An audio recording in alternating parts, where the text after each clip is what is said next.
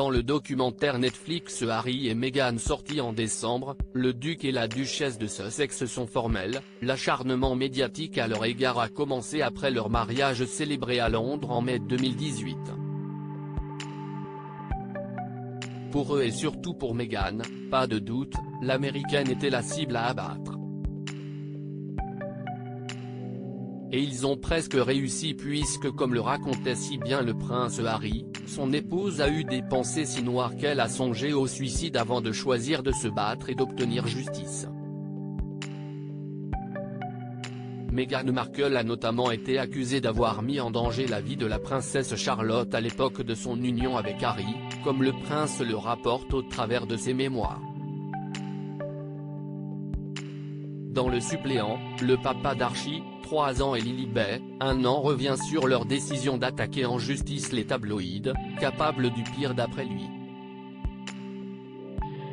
Il a donné cet exemple bien précis: juste après l'annonce de notre procès, l'Express a publié un article atroce qui m'a conforté dans mes choix. Comment les fleurs de Meghan Markle ont fait courir un danger de mort à la princesse Charlotte?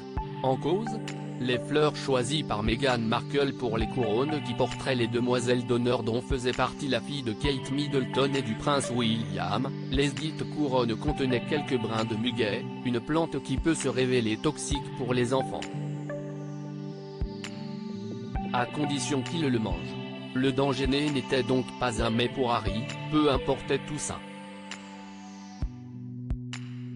L'histoire de Meghan la meurtrière était bien trop juteuse. Charlotte, star du mariage malgré elle décidément, la princesse Charlotte aura fait parler d'elle autour de ce mariage. Quelques jours avant la cérémonie, une dispute aurait éclaté entre Meghan Markle et Kate Middleton. Cette dernière, pas vraiment convaincue par les robes de demoiselle d'honneur, aurait dit le fond de sa pensée à sa belle-sœur. Un avis dont elle se serait bien passée, déjà stressée par le scandale provoqué par son père à l'époque et l'angoisse grandissante à l'approche du mariage. Meghan Markle aurait même fini en pleurs sur le sol d'après les dires du prince Harry. Une version que n'a jamais pu contredire Kate, contrainte au silence par la famille royale.